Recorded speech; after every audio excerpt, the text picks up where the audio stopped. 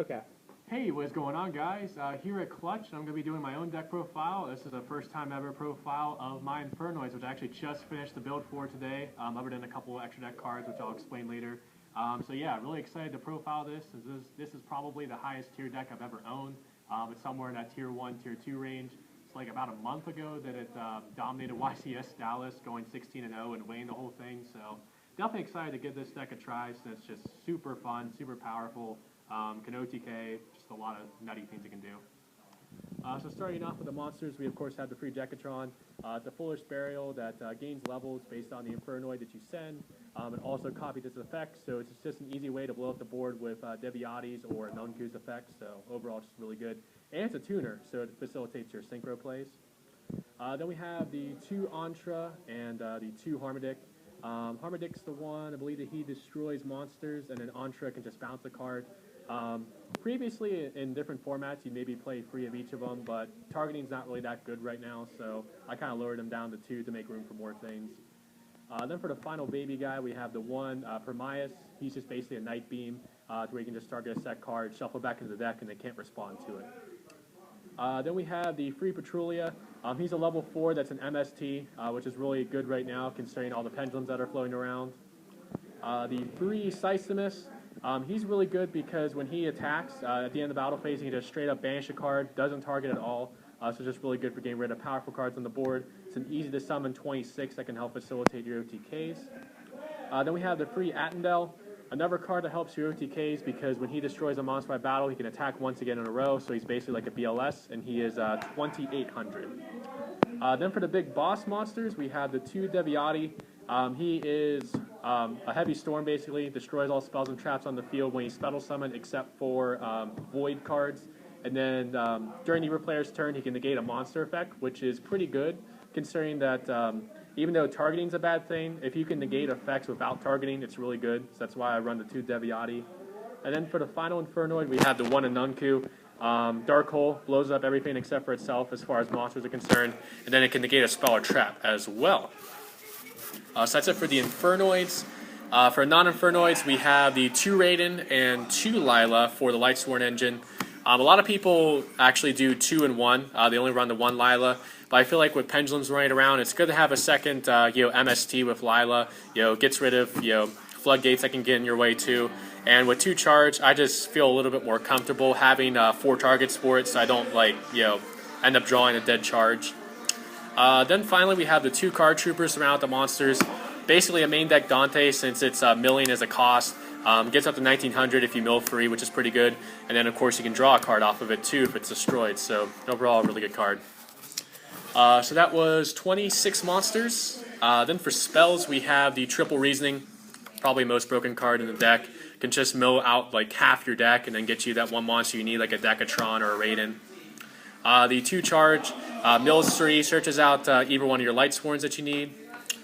2 Void Seer, protects your Infernoids from card effects, and then you can banish it to prevent your Infernoids from being destroyed for a turn, so just a really good card overall. For 1-0s, we have Burial from a Different Dimension to recover your banished Infernoids. Foolish Burial, if your count is kind of low on Infernoids and you need, say, 1 more to make a big Deviati play or something like that, you can use Foolish Burial to get in the grave. Or you can just Foolish something that you want to bring back off of, say, Soul Charge. Monster Gate, just another Reasoning. 1 for 1 to get Decatron out of the deck. And also discard those dead, high-level Infernoids. Raigeki. And then finally, the 1 Soul Charge. You definitely could play Rekindling over this, since it brings back Decatron and it doesn't lose out on your battle phase, but Soul Charge also does help you get back any of your extra deck monsters, helps you get back Card Trooper, Raiden, Lila, so that's why I prefer it over Rekindling. Then for the final card in the main deck, we have the 1 Torrential, just because it blows up the board. You can protect your Infernoids with Void Seer, or you can distribute your Infernoids to banish cards out of your opponent's graveyard. So that's it for the main deck. Total of 40 cards, 26 monsters, 13 spells, and 1 trap. For the extra deck, for Synchros, we have the 1 Gaia Knight. He, of course, is a vanilla level 6, which is important since it helps you get around the summoning conditions for Infernoids. They, of course, you can't summon them if your levels of monsters, of effect monsters on field, are 8 or higher, so he helps you get around that. The 1 Goyo for another 6. For 7s, we have Black Rose Moonlight, and Chaos King Archfiend. This would probably get replaced with Ancient Sacred Wyvern once I get that. Wyvern, he gains attack equal to the difference in life if you're higher on life, so he helps you OTK really easily. And then Scrap Archfiend is just a generic level 7 that's vanilla, so again, helps you get around those summoning conditions with your Infernoids. For 8s, we have Crimson Blader, Scrap Dragon, and Stardust Dragon, which definitely would be replaced with Cyframe Omega if I wanted to drop the $40 on one, but I'm still kind of a poor college student, so don't want to do that. Then finally, for the last synchro, we have the 1 Star Eater, which is easily makeable considering Decatron's level 1, and your big boss monsters, Deviati and Anunku, are 10s. For Xyz, we have Abyss Dweller, Castel, and Diamond Dire Wolves for the regular 4s, and then Gem Knight Pearl, since again it is a vanilla rank 4. Then we have Master of Blades and Divine Dragon Knight Felgrand for a rank 7 and rank 8. Again, I'd probably replace this with either Draco Sack, Big Eye, or Red Eyes if I had the money for those rank 7s. So now to wrap it up with the side deck here. Starting off, we have the 2 Chaos Hunter, obviously good against Cosmo, good in the mirror match as well. You can hit off a Reasoning to Spell Summon it, stop that banishing for your opponent.